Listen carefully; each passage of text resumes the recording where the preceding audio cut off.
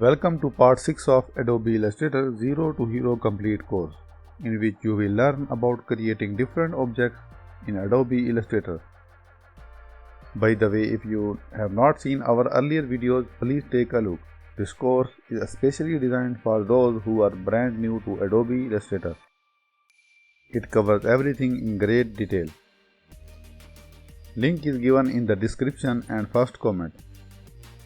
Basically, there are two types of objects in Adobe Illustrator, a line and a filled shape.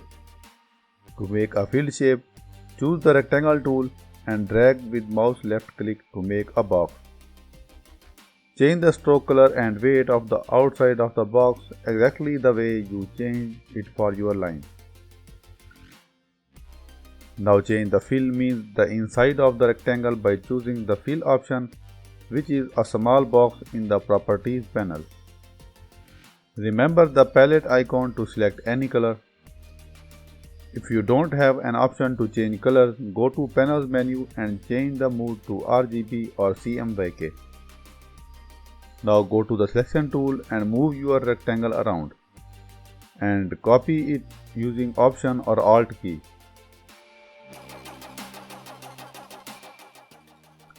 Arrange two rectangles on top of each other and vice versa. Group and ungroup your rectangles. You should see that a rectangle and any other shape behaves just like your lines. Now select a point on the corner of a rectangle using the direct selection tool and move it around. You may have to click off your rectangle, then click back on the point at the corner of your box. You will see that it behaves just like anchor points on your line. Basically, Adobe Illustrator is just a bunch of anchor points and the lines and fills attached to them. The Shift key is a key to many operations in Adobe Illustrator. Make another rectangle, but this time hold down the Shift key while dragging it. Let go Shift key after you let go the mouse button. You will see that it makes a perfect square. In other words, we are pushing the proportions of the rectangle. Hold the Shift key while drawing a circle with the ellipse tool located under the rectangle tool. Now hold the Shift key down while making a line. It will snap to the nearest 45-degree angle. Move or copy a line, then hold the Shift key while dragging. It will only move or copy in increment of 45 degrees.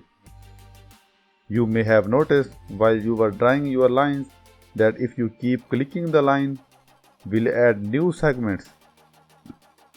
Make a line, but instead of finishing it after the second click, keep clicking around your page to make a shape with several points.